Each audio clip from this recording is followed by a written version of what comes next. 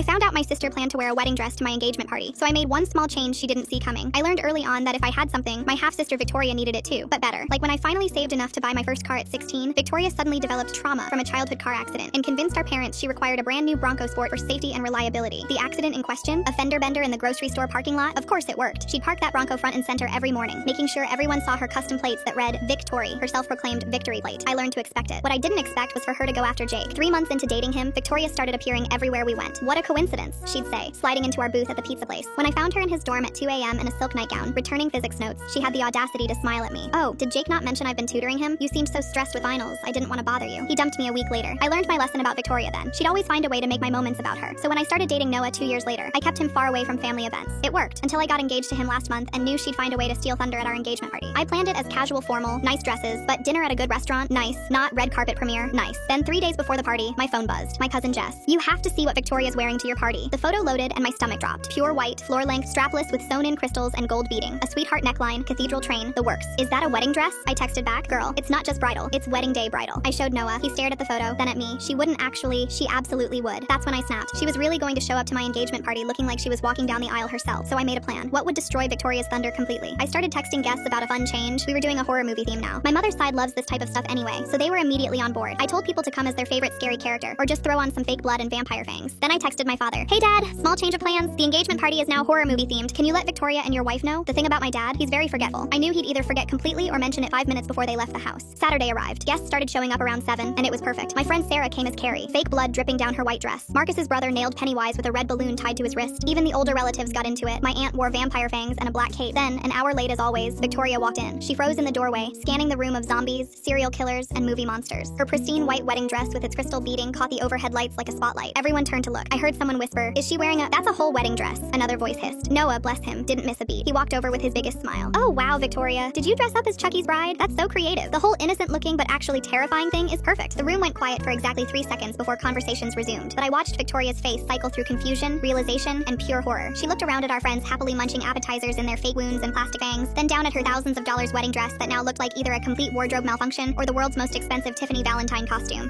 This isn't, she stammered, but Noah was already guiding her toward the drinks table, still complimenting her costume. She lasted another 10 minutes, making small talk with my grandmother while a guy dressed as Michael Myers photobombed their conversation. Then she grabbed her mother and bolted. As the door closed behind them, Sarah appeared at my elbow with a grin. "Did your sister just show up to your engagement party in a wedding dress?" "She did." "And you changed it to a costume party?" "I did." Her jaw literally dropped. "Can I be you when I grow up?" Dad called me later that night. "That was childish. You should have told Victoria directly about the theme change." Her mother left a voicemail about how cruel I was to humiliate Victoria like that. But I didn't humiliate her. She humiliated herself by trying to wear a wedding dress to someone else's engagement party. I just made sure it backfired spectacularly. She's never tried to copy me since that night.